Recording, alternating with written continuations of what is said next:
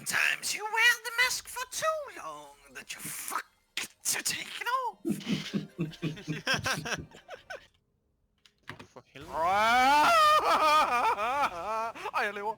Tulle, hjælp. Hvor kom, gør noget. Jeg gør noget, jeg har ingenting. Jeg kommer, River! Hun bliver trollet. Jeg ved ikke, jeg har skjort. I River!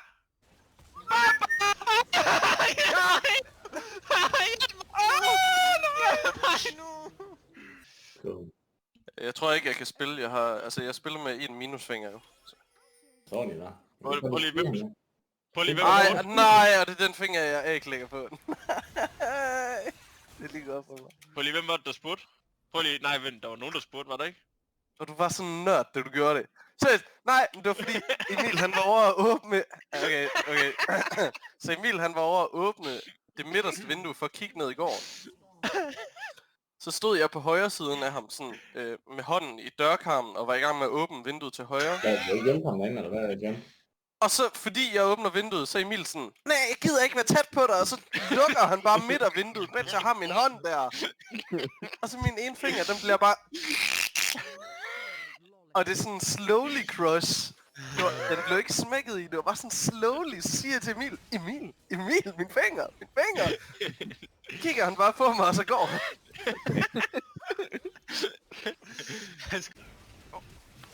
Okay, græs! Triple! Quadruple! Holy!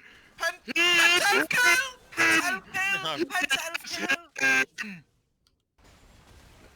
Jamen, hvordan fungerer det? Jeg putter det ned i et du er på mæt, desværre har det været på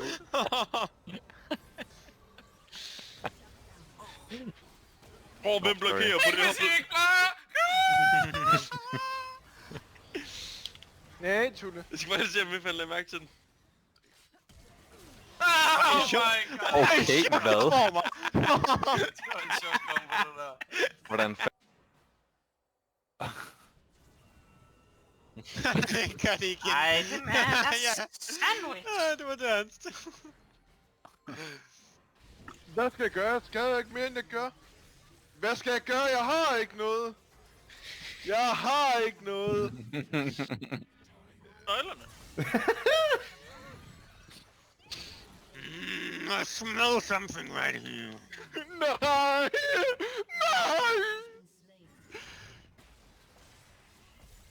Det har Ikke du nok i vat. det. Ikke vat.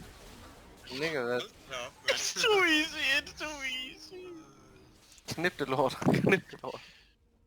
Men du vandt i en runde, hvor Tulle han er fuld liv. Tryhard er nok ikke den. Synes jeg kan lugte en eller anden, hvad det... Ja, det må være sådan noget tryhard, det lugter af. Jeg tænker, vi er... Jeg kender ikke helt, altså. Man kan bare lugte det. Den ligger der sådan tyk lugt, der kommer over fra den der banehalvdel af. Den der banebums. Vi ryger på kanten.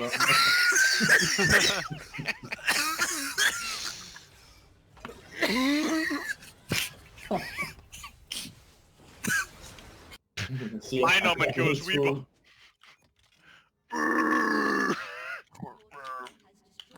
Jeg sørger for det her nu. Bare man har en bottenblød, du kan holde rødt!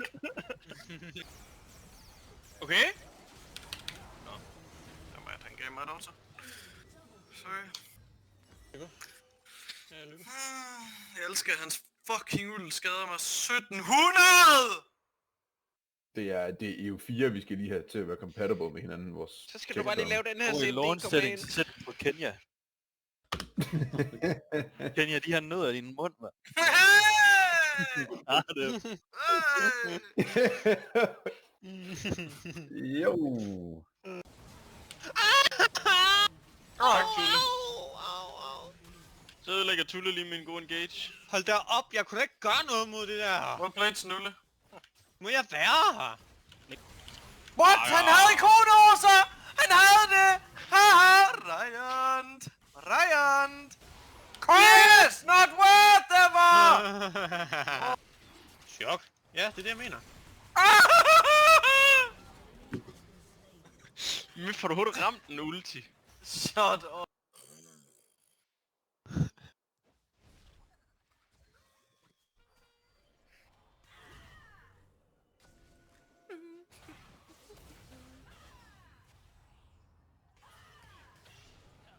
Fuck, hun får en chok.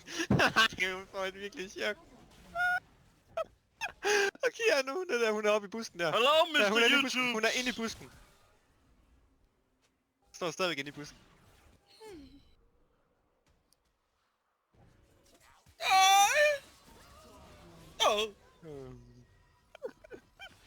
Kom bagen, kom bagen, kom bagen. Fucking fed. Sana al-Gaib. Sana al-Gaib. Bussalagala i barman, du ring! Ja, begge hold har nogle sociale drenge.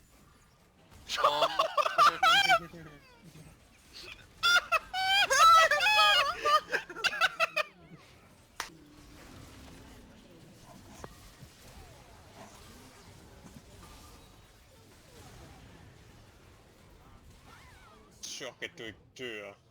Nå, men jeg tænkte, vi skulle købe den der... Hvordan? Du fænger den der. Og det er altså ikke for mig. Nej, det er ikke. Nej, det er sgu ikke. Nej, det var sgu da godt nok. Oh, shit. Ej, mit hold troller mig. Tulle, ind på venstre, Tulle! Vi er med for det her! Er han?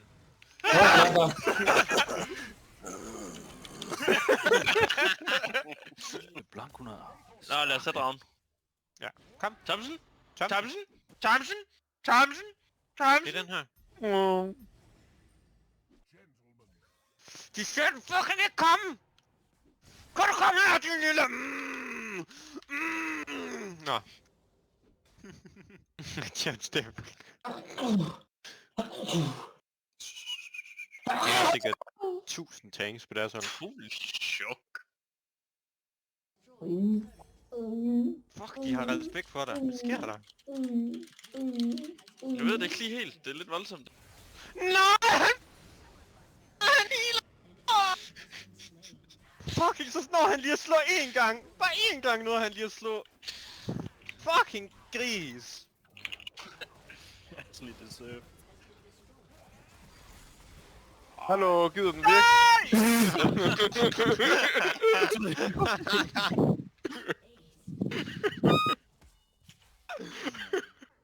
Ja, jeg går melee. Jeg er frontline. Mød smidt, Ja. mød smidt. Okay. Bare vent, bare vent på den der, vent på den der wave. Efter. Ja, efter. Line up. Line up. Er klar? 3, 2, 1. Oh shit. Vent. Lad cannon Dongo, gå gå tilbage. Dongo. Nå. Ja. Fortsæt. Hvorfor er I så hurtige? Hvorfor er I så hurtige? Gør så hurtigt. Nej, fake.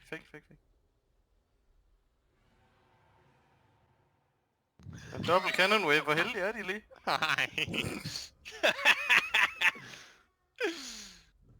Nu! Kill him! Okay, Ja, next, jeg jeg ulter. ulter. Nej, okay. Jeg ulter. Nej, jeg misser. Der var en fucking hurtig caster minion. Jeg ved ikke, hvorfor John han var så hurtig. Øj, gutter, jeg skal lige have dem her!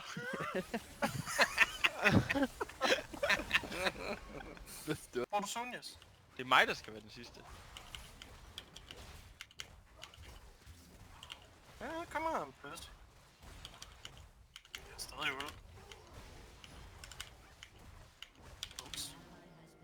Hvor fuld er jeg ikke? Hvor fuld er jeg ikke? Jeg troede ikke, det var klart. Kender han den ulovlige? Oh my god! Han skyder dig! Oh my! Han går efter Tulle Queen! Okay.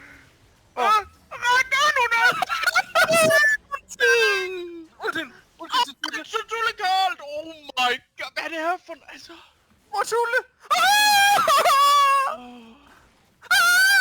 Ej. kommer til at løbe. Jeg kan ikke koncentrere mig, når I også sidder og larmer sådan der.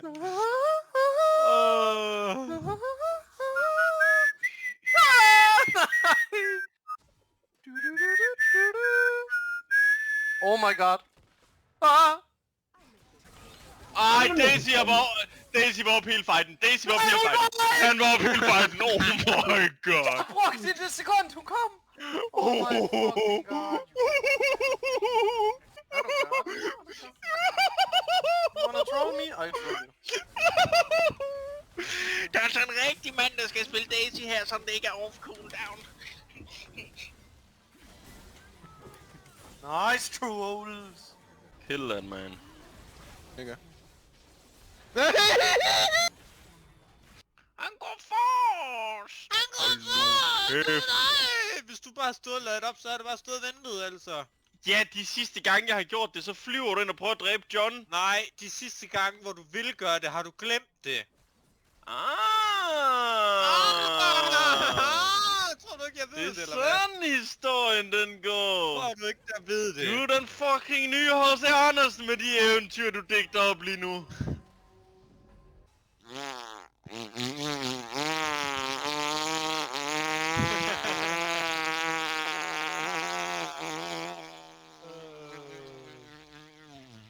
Der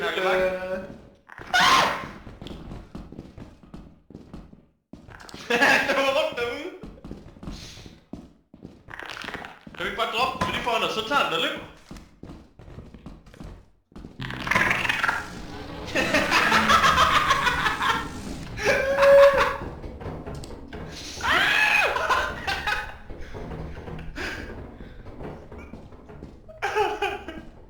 Er Jule død?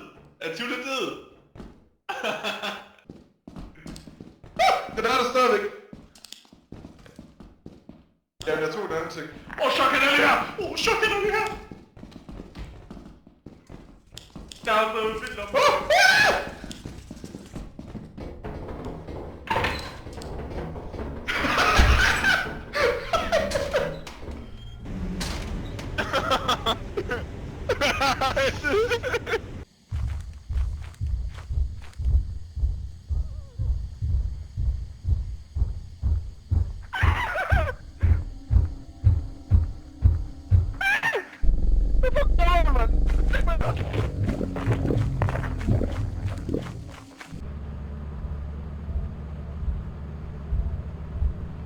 Løb for helvede, løb for helvede, løb! Han blev spist lige foran mig. Nej. Fordi der var et skyggemonster, der var et skyggemonster, der er et skyggemonster, der er et skyggemonster, der er et skyggemonster, der er et skyggemonster, skyggemonster. Ej, der er også et dyr! Der er udgang! Skyggemonster, der er skyggemonster. Der er en fucking... Ja. Det er skål på til.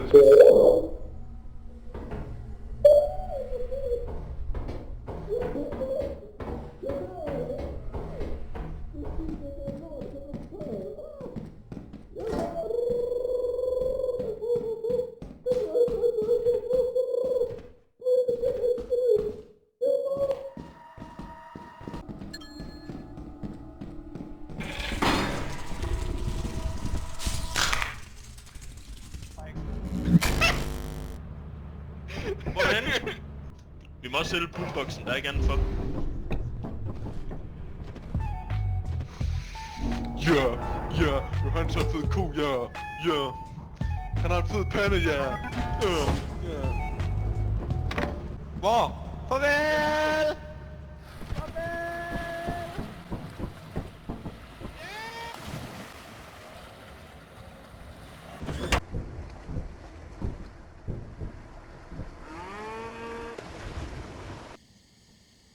Åh nej, jeg tror jeg får et chok, når der står nogen bag stenen her.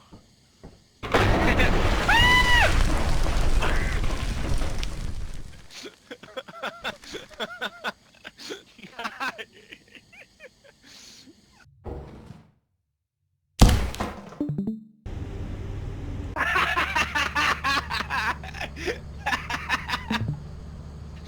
Du er en rotte, John!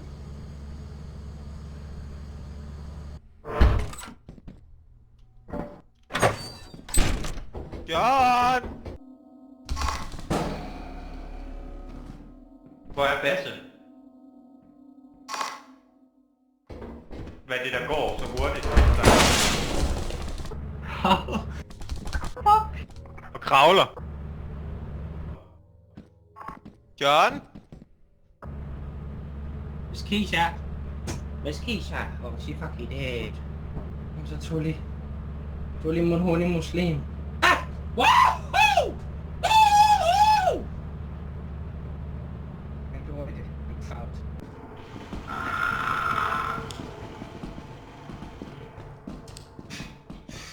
Åh, fuck, jeg er sulten.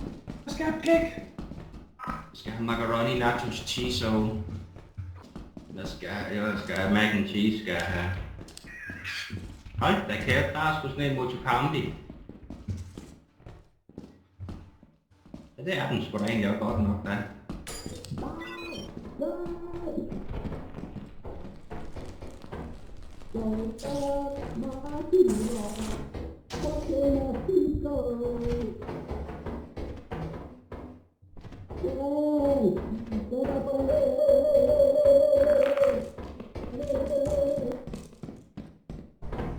På bassen. Kurt Cobain! Kurt Cobain! Kurt Cobain! Ja, du er fucking dum, du er ikke så det godt. Ah!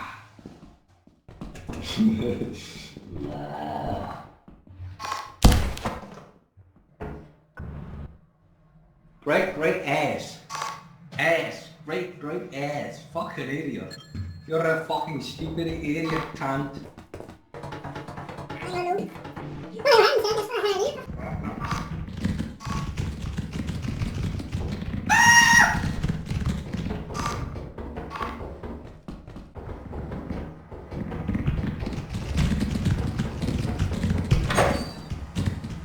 Herlig scheisse. Det må jeg nok sige, wow. Hvorfor følger du efter mig? Hvorfor følger du efter mig?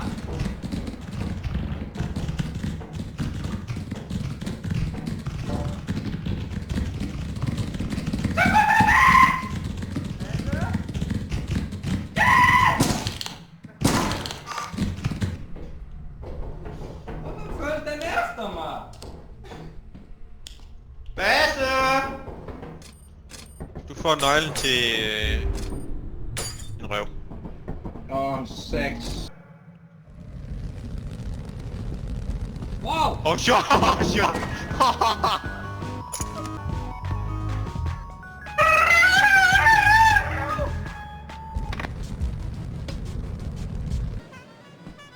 Hvor har I været henne? Vi har haft sex, okay? Der var et dyr lige inde. Der er et dyr derinde. Hvor er du henne, Jiki? Hold da kæft!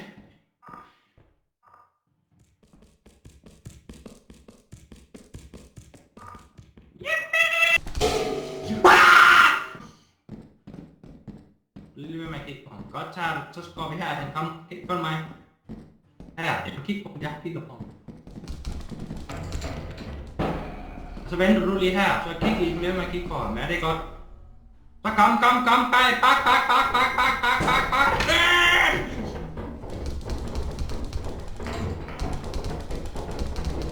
Ud her.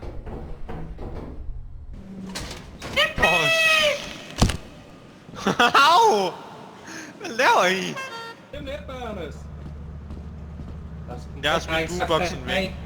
Jeg har smidt fanden boomboxen med? væk. Du Boomboxen er ikke med eksisterer igen. ikke mere. Jeg siger... Hvis du slår... Jeg siger hvor boomboxen...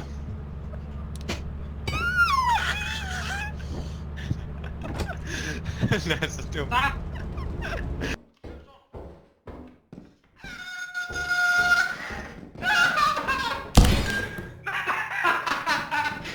John hoppe ned! Ej, nægter. John hoppe ned i hans sted!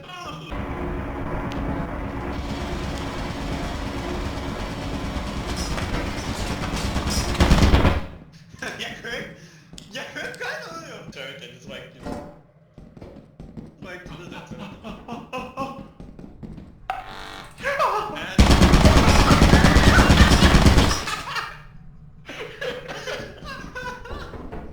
Tak, team!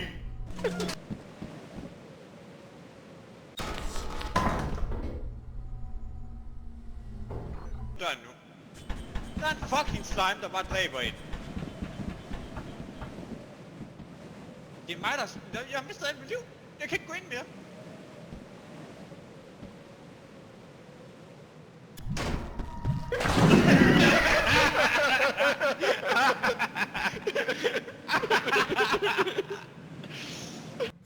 Jeg ved ikke, hvordan man kommer derop.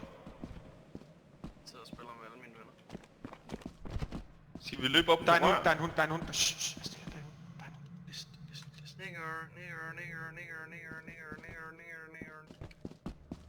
You can't tell me nothing. Let's hope.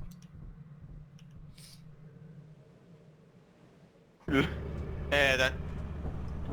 Luk der.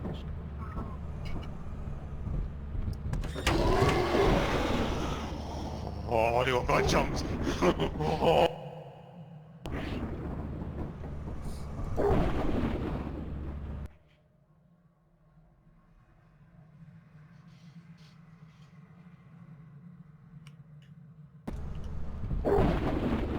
Jo, flyv.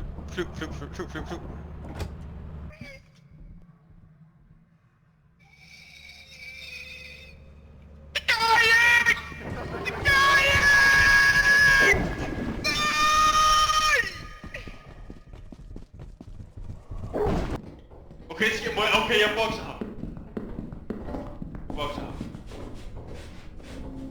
Okay, lad mig luk mig ind med ham her. Han skal være now. Come on now. Come on now.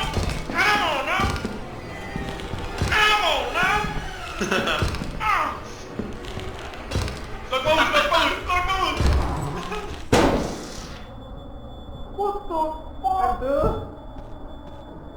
Kigge, hvordan du holder den. Det er vel dig, det der. Prøv at slå mig. Det er skrevet fedt på det. Den står bare fucking hurtigt, den der. Mikkel, hvorfor var du Den åbner sig lige nu. Den åbner sig lige om det alligevel. Tom! Chok. Gå og tylle bare med en køkkenkniv. Chok. Jo, people var der.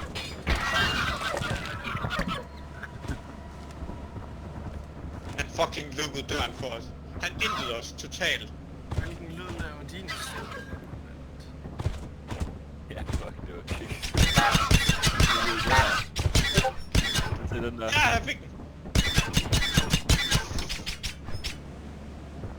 Fuck, han indte os så meget. Hvem er Emil? Prøv at se udenfor. Det er inde på, hvad for det? Kommer ikke ud nu. Og det er også. Det gør der ikke! De flippede. Shut up, Chuck. Jeg gør det ikke. Hvad... Okay. Den der karakter, du har lavet... Er han ikke lidt for høj i forhold til dig, altså, hvis han skal ligne dig? Hvem var det, der sagde det også? Ja, den anden dag, da jeg snakkede. Det er det samme. Og har Jeg den kan ikke ikke ændre lidt- højde. Og har den ikke lidt for meget hår på hovedet? Tule!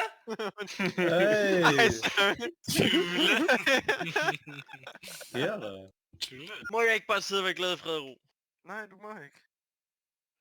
Du vil faktisk tvinge mig ind til at spille Valorant. Du kan godt en dag i ugen hygge med dine venner, i stedet for det her.